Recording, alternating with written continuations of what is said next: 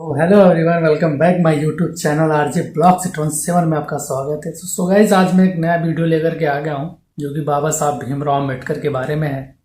और उम्मीद करता हूँ ये वीडियो आपको अच्छी लगेगी। अगर अच्छी लगी तो वीडियो को लाइक, शेयर और सब्सक्राइब करना ना भूलें। अगर फेसबुक पे देख रहे हैं तो चैनल को फॉलो जरूर कर लें। सो कुछ जानकारी चाहिए थी। बिल्कुल, जरूर। किस बारे में जानना है आपको? मैं डॉक्टर भीमराव अम्बेडकर के बारे में कुछ जानना चाहता हूँ। डॉक्टर भीमराव अंबेडकर, जिसे बाबा साहेब अंबेडकर भी कहा जाता है, जी। भारत के एक प्रसिद्ध सामाजिक समर्थक, अर्थशास्त्री और कानून के विद्वान थे। उनका जन्म 14 अप्रैल 1891 को हुआ था। अंबेडकर ने समाज में जाति व्यवस्था के खिलाफ संघर्ष किया और उन्होंने अनैतिक व्यवहार के खिलाफ आवाज उठाई। उन्होंने भारत के संविधान को लिखने में भी योगदान दिया, जो 26 जनवरी 1950 को लागू हुआ। क्या आपको उनके बारे में किसी विशेष पहलू पर जानकारी चाहिए? जी सही है। डॉक्टर भीमराव अम्बेडकर कौन सी जाति से? डॉक्टर भीमराव अंबेडकर महार जाति से थे, जो भारत के समाज में एक अनुचित जाति या शेड्यूल्ड कास्ट के रूप में आती है।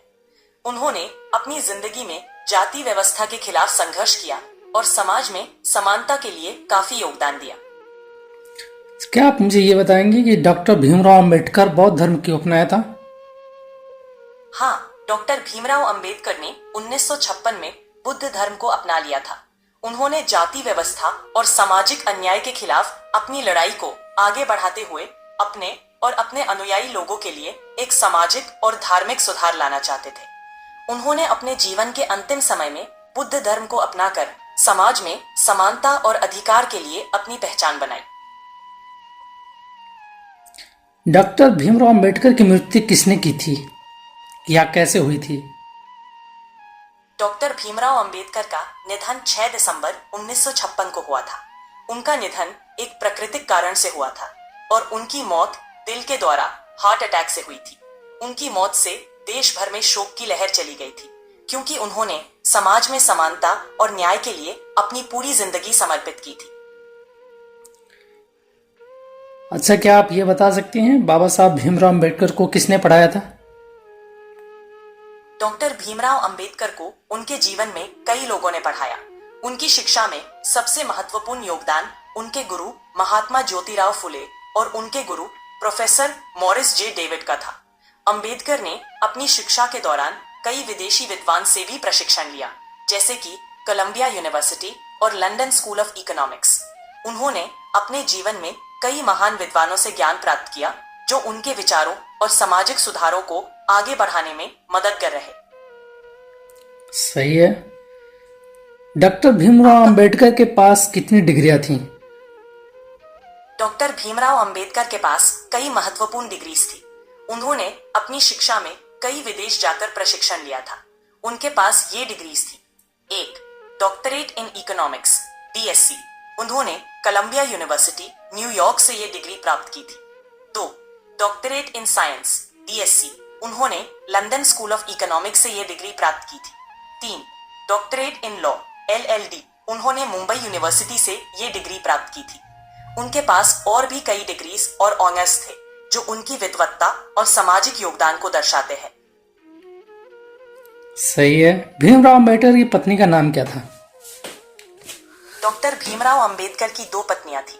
उनका पहला विवाह 1906 में रामाबाई अंबेडकर से हुआ था, लेकिन रामाबाई का 1935 में निधन हो गया।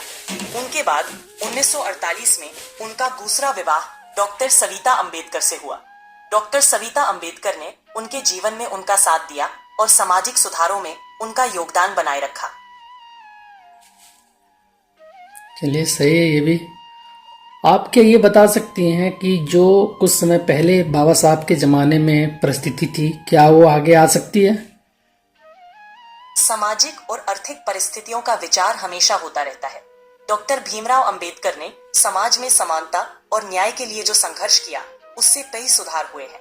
लेकिन कुछ सामाजिक चुनौतियां आज भी मौजूद हैं। यह जरूरी है कि हम सब मिलकर समाज में समानता और न्याय के लिए काम करते रहें, ताकि सभी लोगों को बराबर के अधिकार मिल सके।